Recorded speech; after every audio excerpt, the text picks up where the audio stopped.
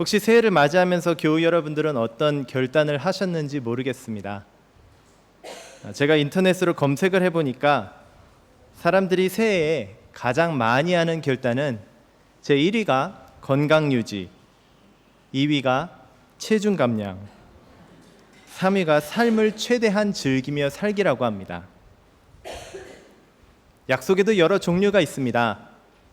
첫 번째는 저희가 지금 살펴본 새해 결단처럼 주로 자기 발전을 위해서 스스로 맺는 약속이 있고요. 두 번째는 상대방과 어떤 약속을 체결해서 서로가 그 내용을 이행해야 하는 법적인 성격의 약속도 있습니다. 하지만 예수를 따르는 이들에게 있어서는 또 다른 세 번째 종류의 약속이 있다고 생각합니다. 하나님의 일방적인 약속입니다. 보통 우리가 사는 이 세상에선 일방적인 약속이란 컨셉트 자체가 부정적으로 여겨지기 마련입니다. 약한 자가 강한 자에게 먹히고 마는 약육강식의 이 세상에서 일방적인 약속이 보통 약한 자에겐 매우 불리하고 또 부당하고 억울하게 적용되기 마련입니다. 하지만 복음서에서 성취되고 있는 하나님의 약속을 잘 들여다보면 이상하게도 진정 강한 자여야 하는 하나님의 아들 메시아는 온갖 순환을 당하고 진정 약한 자여야 하는 피조물 인간은 마치 자신들이 강자인 것처럼 큰 소리 내면서 우쭐대는 모습을 보게 됩니다. 하나님께서 그분의 약속을 성취하시는 방법을 보면 분명 세상의 이치와 논리에 맞지 않습니다. 오늘의 본문만 봐도 그렇습니다. 아기 예수를 호화스럽고 멋진 궁전의 왕자로 태어나게 하시지 않고 왜 볼품없는 베들레헴에, 왜 외진 시골에 불과한 나사렛이란 동네에서 자라나게 하신 걸까요? 더더욱이 하나님의 백성은 당시 로마란 강대국의 점령하에 억눌려 살면서 그들을 해방케 할 메시아에 대한 소망을, 하나님의 약속을 고대하며 살았습니다.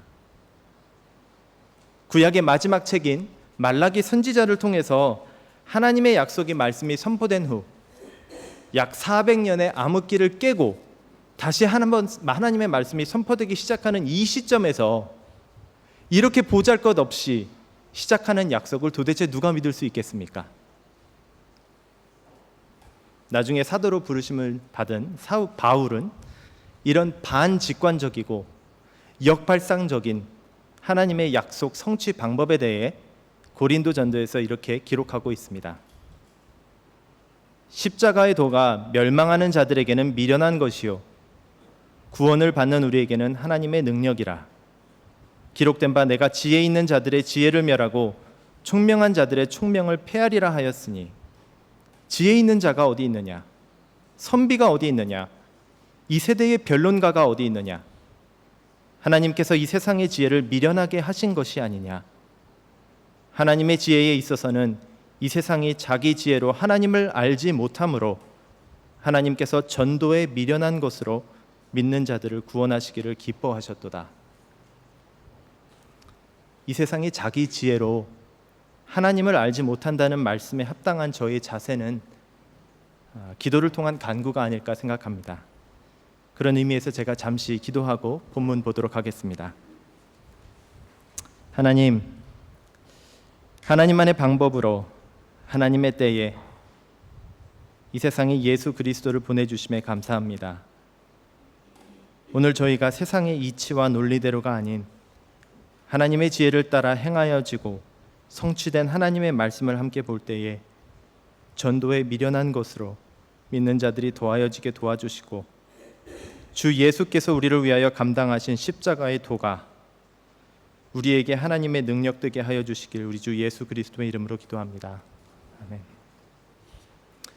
오늘 본문에서 보게 되는 저희가 볼 세 가지 요점은, 첫째로 예수가 하나님의 약속의 본체라는 것과, 둘째로 예수의 메시아의 오심은 인류의 역사가 고대한 사건이라는 것입니다.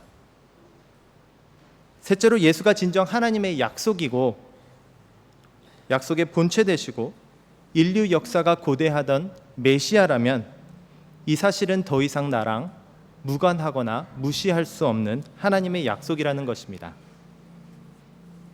첫째로 예수는 하나님 약속의 본체입니다. 구약의 선지자들은 하나님의 영원한 구약에 대한 구원에 대한 약속이 궁극적으로 처녀에게서 잉태될 아들 곧 임마누엘의 하나님을 통해 성취될 것이라 내다보았습니다. 오늘 본문 마태복음 1장 21절부터 한번 보십시오. 화면에도 보셔도 됩니다. 아들을 낳으리니 이름을 예수라 하라. 이는 그가 자기 백성을 그들의 죄에서 구원할 자이심이라 하니라. 이 모든 일이 된 것은 주께서 선지자로 하신 말씀을 이루려 하심이니 이르시되 보라 처녀가 잉태하여 아들을 낳을 것이요 그의 이름은 임마누엘이라 하리라. 지금 마태는 이사야서 7장 14절에 나와 있는 하나님의 약속의 주인공이 바로 예수라는 분임을 밝혀주고 있습니다. 선지자 이사야가 7장 14절에서 말하고 있는 바를 한번 들어보십시오. 그러므로 주께서 친히 징조를 너희에게 주실 것이라. 보라 처녀가 잉태하여 아들을 낳을 것이요 그의 이름을 임마누엘이라 하리라. 예수께서 오시기 약 730년 전에 북이스라엘 왕국과 시리아 왕국은 한때 힘을 모아 남유대 왕국을 침략하려 했습니다. 당시 유대 왕국의 왕이었던 아하스란 자는 너무 두려운 나머지 당시 강국이었던 아수르란 나에게 도움을 요청하게 되는데요. 이러한 아하스 왕의 결정은 결국 아수르에게 종주국이 되게 하는 통치권을 스스로 내어주고 마는 행위가 되고 맙니다. 이사야서 7장의 말씀은 사실상 아수르의 속주국이 되어버리게 한 유다왕 아하스의 어리석음을 나무람과 동시에 하나님께서 이제 그분의 구원을 그분의 방식과 그분의 방법대로 이루시겠다는 약속을 하고 계신 겁니다. 이사야 선지자가 7장에서 내다본 처녀로부터 잉태한 아들 임마누엘로 오시는 예 진정한 신부는 마태복음 1장 21절에 가서 분명히 드러나게 되지만 이사야서 자체 내에도 저희가 보게 되면 점점 그 윤곽이 뚜렷해지는 것을 발견하게 됩니다. 이사야 9장 2절의 말씀을 한번 들어보시겠습니까? 흑암에 행하던 백성이 큰 빛을 보고 사망의 그늘진 땅에 거주하던 자에게 빛이 비추도다. 이사야서 9장 6절입니다. 이는 한 아이가 우리에게 낳고 한 아들을 우리에게 주신 바 되었는데 그의 이름은 기묘자라 모사라 전능하신 하나님이라 영존하시는 아버지라 평강의 왕이라 할 것임이라. 53장 4절입니다. 그는 실로 우리의 질고를 지고 우리의 슬픔을 당하였거늘 우리는 생각하기를 그는 징벌을 받아 하나님께 맞으며 고난을 당한다 하였노라. 그의 찔림은 우리의 허물 때문이요 그의 상함은 우리의 죄악 때문이라. 그가 징계를 받음으로 우리는 평화를 누리고 그가 채찍에 맞음으로 우리는 나음을 입었도다. 우리는 다 양 같아서 그릇 행하여 각기 제 길로 갔거늘 여호와께서 우리 모두의 죄악을 그에게 담당시키셨도다. 하나님 약속의 본체가 예수라는 사실은 마태복음 1장을 통해서 분명하게 드러나고 있습니다. 사람의 입을 통해서가 아니라 주의 사자가 직접 요셉에게 나타나 말하고 있는 장면이죠. 천사가 여기서 뭐라고 말하고 있습니까? 우리와 함께 거하기 위해 오시는 임마누엘 하나님의 이름이 예수라고 선포하고 있습니다. 아기로 나신 하나님의 아들, 기묘자여 모사여 전능하신 하나님, 영존하신 아버지, 평강의 왕으로 오기로 약속되어진 분의 이름이 바로 그 이름의 뜻이 자기 백성을 그들의 죄에서 구원할 자라고 말하고 있는 것입니다. 마태는 이어서 2장 1절에서 헤롯 왕 때에 일어난 일들에 대해 설명하고 있습니다. 성탄절 기념 장식을 보시면 마치 동방 박사들이 예수를 찾아온 시점이 예수의 탄생 즉시라고 보는 것 같은데 그렇지 않습니다. 별의 움직임을 연구했던 것으로 점성술가로 추측되는 이 동방 박사들은 이스라엘의 동쪽에 위치한 바벨론으로부터 온 것으로 여겨지고 있습니다. 이방인들이죠. 별을 따라서 낙타와 도보를 통하여 예수를 찾아온 시점은 예수가 이미 2살짜리 아이가 되어버렸을 때였을 것입니다. 누가복음 2장 12절과 16절을 잘 보시면 양떼 치던 목자들이 구유에 누인 아기를 보게 될 것이라는 말씀이 나오고 있는데요. 누가복음에서 사용되고 있는 그 아기란 단어는 영아, 곧 infant 아니면 베이비를 가리킬 때 사용하는 단어가 사용되고 있습니다. 반면에 오늘 마태복음 2장 9절과 11절에서 동방박사들이 만난 아이는 영아가 아닌 child란 단어가 사용되고 있습니다. 마태복음 2장 16절에서 헤롯이 베들레헴에 있는 2살 이하의 사내 아이를 다 죽이라고 명한 것도 그 이유에서였을 것입니다. 이방인인 만큼 이스라엘의 정황을 잘 몰랐던 사람들인지 동방박사들은 잔인하고 악명 높기로 유명했던 헤롯 왕이 있었던 예루살렘을 찾아와 유대인을 왕으로 나신 이가 어디 있냐고 물어보기 시작합니다. 그런데 여기서 우리가 발견하게 되는 더 놀라운 사실이 한 가지 있는데요. 그것은 바로 유대인의 왕으로 나신 예수께서 그리스도 되심을, 메시아 되심을, 하나님의 약속의 본체가 되어 오신 분임을 이미 많은 이들이 알고 있었다는 것입니다. 2장 3절부터 한번 보십시오. 헤롯 왕과 예루살렘이 듣고 소동한지라 왕의 모든 대제사장과 백성의 서기관들을 모아 메시아가 어디서 나겠느냐 물으니 이르되 유대 베들레헴이오니 이는 선지자로 이렇게 기록된 바 또 유대 땅의 베들레헴아 너는 유대 고을 중에서 가장 작지 아니하도다 내게서 한 다스리는 자가 나와서 내 백성 이스라엘의 목자가 되리라 하였음이니이다.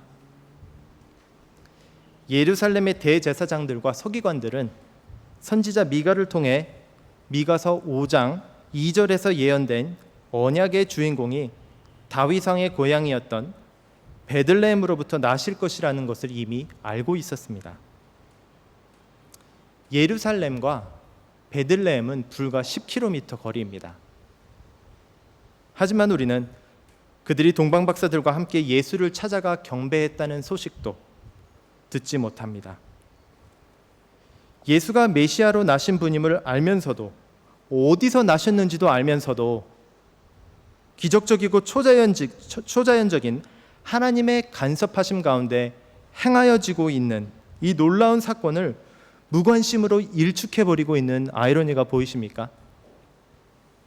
별은 움직이고 천사는 말하고 처녀는 성령에 의해 잉태되는 이 놀라운 사건은 많은 사람들이 자기 일상생활, 나름대로의 바쁜 일상생활을 보내며 시간이 유유히 흘러가던 사이에 하나님의 약속대로 하나님의 방법에 의해 성취된 것입니다. 지금 마태가 전하고자 하는 메시지가 무엇입니까? 이사야가 내다본 임마누엘의 하나님, 미가가 내다본 이스라엘의 목자가 바로 자기 백성을 그들의 죄에서 구원할 자, 즉 예수였다는 것입니다.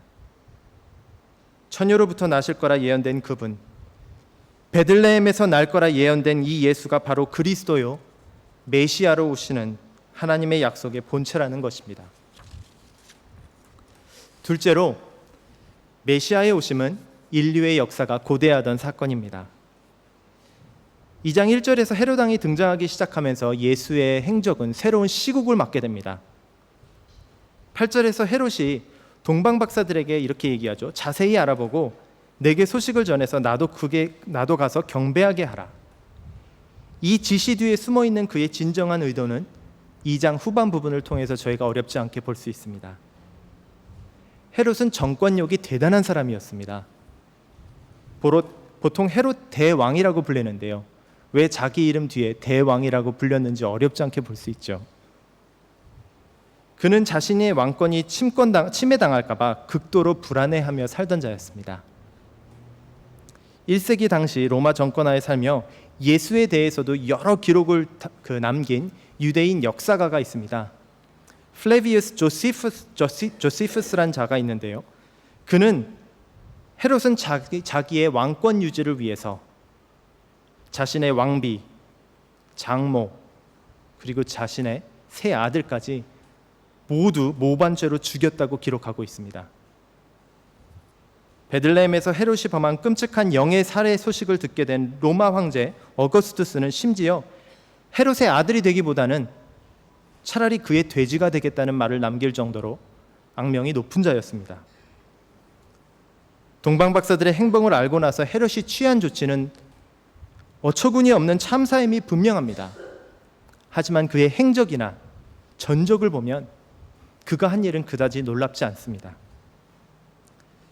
세상의 눈으로 보면 헤롯의 잔혹하고 무지한 행위를 피해서 예수와 그 부모가 애굽으로 피난을 간 사건은 상황상 어쩔 수 없이 벌어난 피난책이라고 볼 수 있을지 모르지만 마태는 그렇게 기록하고 있지 않습니다. 2장 13절입니다. 그들이 동방박사들이 떠난 후에 주의 사자가 요셉에게 현몽하여 이르되 헤롯이 아기를 찾아 죽이려 하니 일어나 아기와 그의 어머니를 데리고 애굽으로 피하여 내가 네게 이르기까지 거기 있으라 하시니 요셉이 일어나서 밤에 아기와 그의 어머니를 데리고 애굽으로 떠나가 헤롯이 죽기까지 있었으니 이는 주께서 선지자를 통하여 말씀하신 바 애굽으로부터 내 아들을 불렀다 함을 이루려 하심이라. 지금 마태가 2장 15절에서 인용하고 있는 구약의 예언은 호세야 선지자의 입술을 통하여 선포된 하나님의 말씀입니다. 제가 호세아서 11장 1절부터 3절의 말씀을 읽어드리겠습니다. 이스라엘이 어렸을 때에 내가 사랑하여 내 아들을 애굽에서 불러냈거늘 선지자들이 그들을 부를수록 그들은 점점 멀리하고 바알들에게 제사하며 아로색인 우상 앞에서 분향하였느니라. 그러나 내가 에브라임에게 걸음을 가르치고 내 팔로 안았음에도 내가 그들을 고치는 줄을 그들은 알지 못하였도다. 지금 호세아 선지자를 통해서 주시는 말씀은 희망적이기보단 절망적입니다.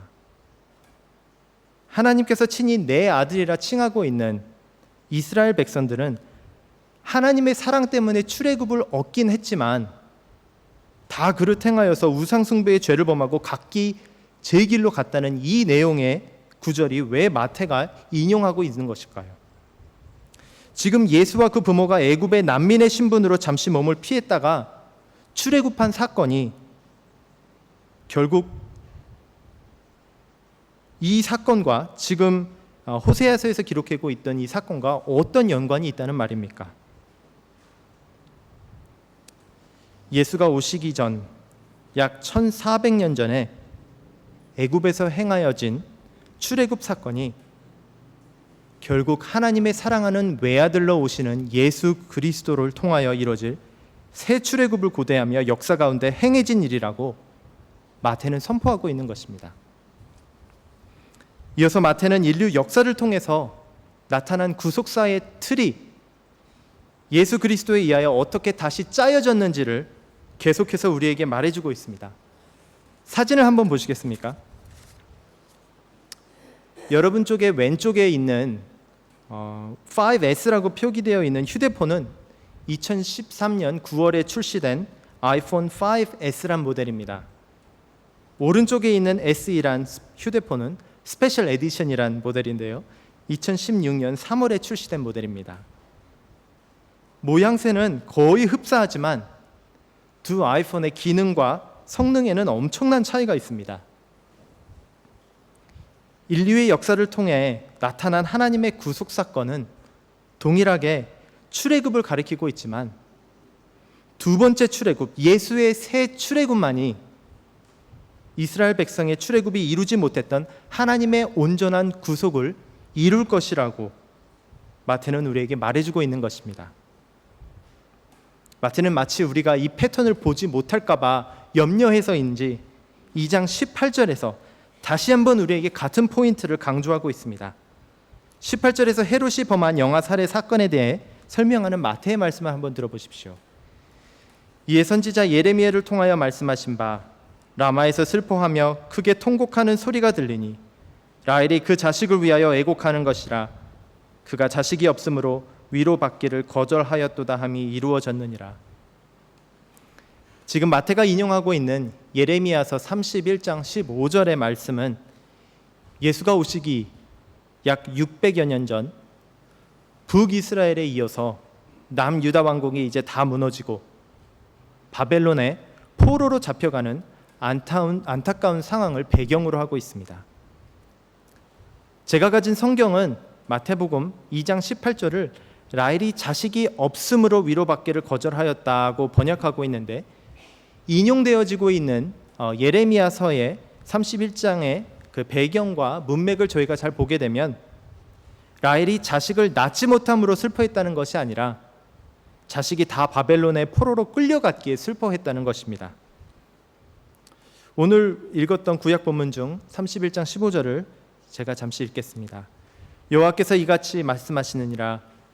라마에서 슬퍼하며 통곡하는 소리가 들리니 라헬이 그 자식 때문에 애곡하는 것이라. 그가 자식이 없어져서 위로받기를 거절하는도다. 라헬 기억하십니까? 라헬이 누구죠? 라헬이란 인물은 언니 레아와 함께 야곱의 아내였죠. 야곱이 이스라엘 12지파의 아버지라면 라헬은 형들에 의해 애굽의 종으로 팔려간 요셉의 어머니, 이스라엘 구원사에 있어서 큰 획을 남기게 될 이스라엘의 어머니라고 할 수 있는 인물이었습니다. 성경과 성경 외의 여러 역사적인 기록에 의하면 라헬이 묻힌 곳은 베들레헴의 입구에 위치한 라마란 곳으로 널리 알려져 있습니다. 자, 지금 라헬이 라마에서 자신의 자손이 바벨론의 포로로 잡혀가서 슬퍼하며 통곡하는 것과 베들레헴에서 2살 이하의 사내 아이들이 살해당한 사건으로 인해 슬퍼하며 통곡하는 것이 도대체 어떤 관계가 있다고 말하는 것일까요? 마태복음 1장 17절 읽으신 거 기억하십니까? 예수의 족보를 요약하는 부분이 있죠. 마태복음 1장 17절을 한번 찾아보시면 좋을 것 같습니다. 나와 있는 순서를 한번 잘 보시기 바랍니다. 아브라함, 다윗, 바벨론, 그리고 그리스도가 차례로 등장하는 것을 보십니까? 17절입니다. 그런즉 모든 대수가 아브라함부터 다윗까지 14대요, 다윗부터 바벨론으로 사로잡혀 갈 때까지 14대요, 바벨론으로 사로잡혀간 후부터 그리스도까지 14대더라. 흥미로운 점은 그리스도의 족보를 소개함에 있어서 그분을 아브라함과 다윗의 자손만으로 소개하지 않고 바벨론의 포로로 잡혀간 사건을 족보의 한 획을 긋는 시점으로 넣었다는 것입니다. 지금 라헬이 바벨론으로 자식을 다 잃어서 위로받기로 거절했다는 예레미야서 31장의 말씀을 생각해 보십시오. 지금 마태가 얘기하고 하는 바가 무엇입니까? 이제 자식을 다 잃어서 족보의 의미가 무의미해진 암흑과 같은 어둠과 절망의 긴 시간을 14대째 만에 깨고 찾아오시는 별과 같은 이가 있는데 그분이 바로 그리스도라는 것입니다. 오늘 봉독한 예레미야서 31장의 나머지 부분에서 계속되는 하나님의 약속을 한번 훑어보십시오. 31장 16절부터 보겠습니다. 여호와께서 이와 같이 말씀하시느니라. 내 울음소리와 내 눈물을 멈추어라. 내 일에 삭을 받을 것인즉 그들이 그의 대적의 땅에서 돌아오리라. 여호와의 말씀이니라.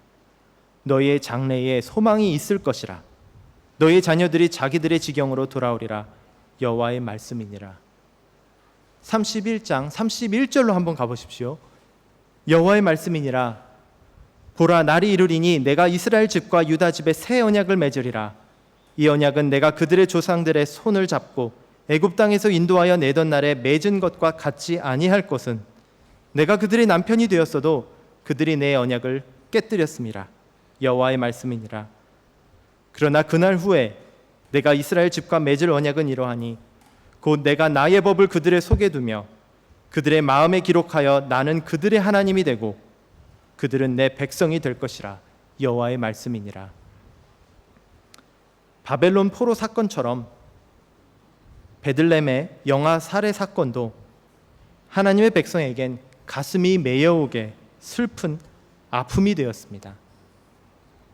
하지만 이제 예레미야를 통해서 위로와 회복을 약속하신 것처럼 새 언약을 통해 암흑과 같은 인류의 역사를 깨고 우리의 위로와 회복을 위해 찾아오시는 한 분이 계신데 바로 이분이 메시아 예수 그리스도라는 것입니다. 그리스도의 오심으로 지금 인류의 역사 가운데 새로운 구원의 시대가 열렸다는 것입니다.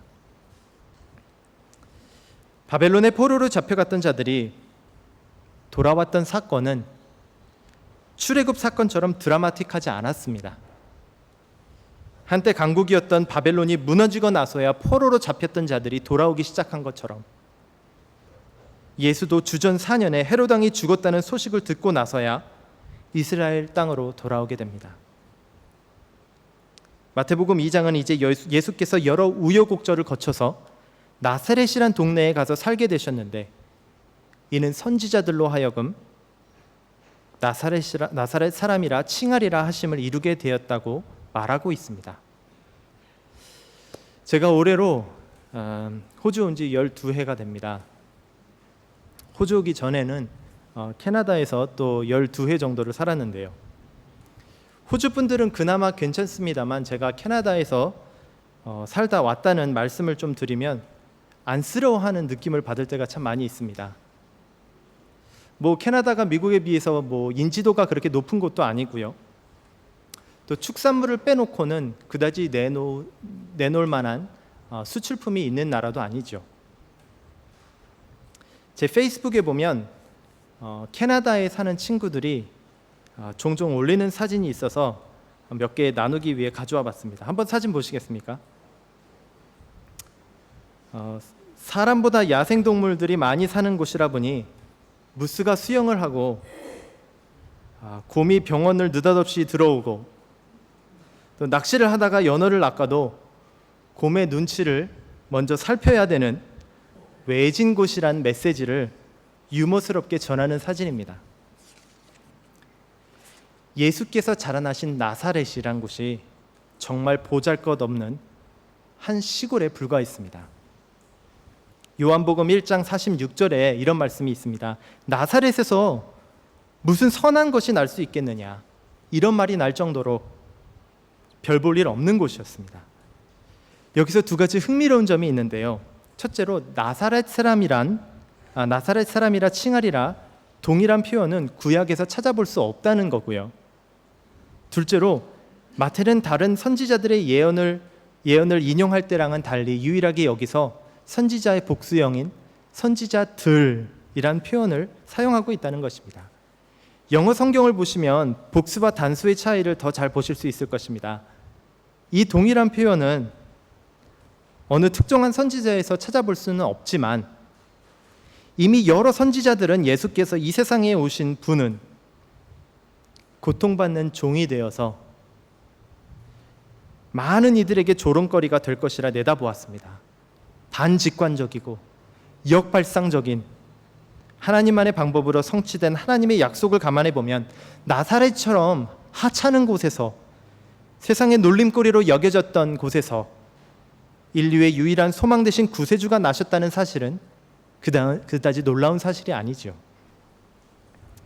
모세를 통하여 하나님께서 이뤄내신 출애굽 사건과 바벨론에서 포로로 잡혀갔던 이스라엘 백성들이 회복되어져 온 역사적 사건, 그리고 조롱거리로 여겨졌던 곳에서 예수가 자라나게 될 것이라는 이 모든 말씀이 모두 예수께 초점을 맞추고 있음을 마태는 우리에게 말해주고 있는 것입니다.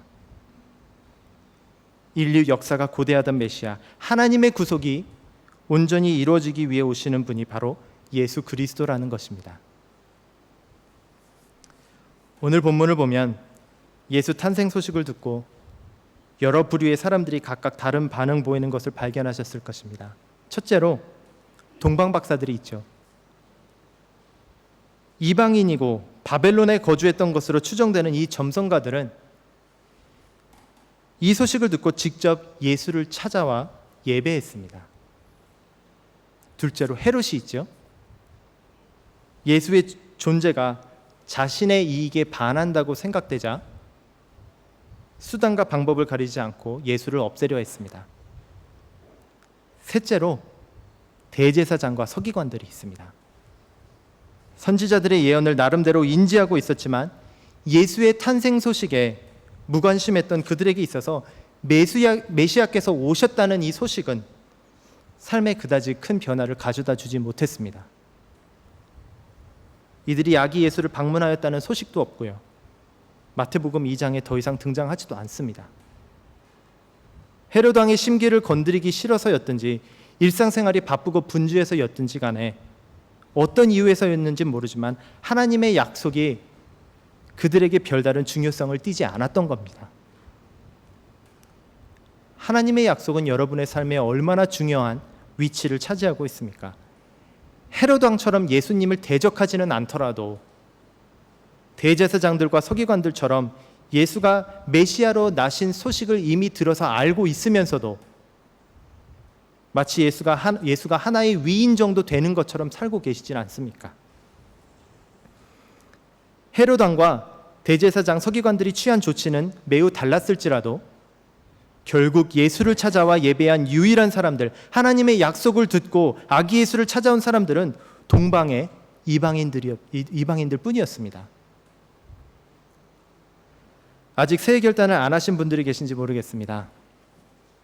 제가 제안을 하나 해도 될까요? 세상의 방법이 아닌 하나님의 지혜로 행하여진 구속사의 주인공에 대해 예수를 메시아로 보내셨다는 하나님의 약속이 과연 무엇인지 시간을 내어서 한번 진지하게 연구해 보시지 않겠습니까? 구약의 수많은 이들은 바로 이분이 오실 날을 고대하면서 소망 가운데 살다 죽었습니다. 하지만 우리는 이미 보내심을 받은 예수께서 오셔서 행하신 수많은 일들이 이미 기록되어진 그 말씀이 낱낱이 기록되어져서 이미 우리의 손에 지금 현재 주어져 있지 않습니까? 그를 믿는 자마다 영생을 선물로 주신다는 하나님의 약속이야말로 새롭게 결단한 가치가 있는 일이 아닐까요? 하나님의 약속에 대해 우리가 취해야 할 마음가짐과 자세에 대해 권고하고 있는 사도 바울의 말씀을 읽고 마치도록 하겠습니다. 너희 안에 이 마음을 품으라.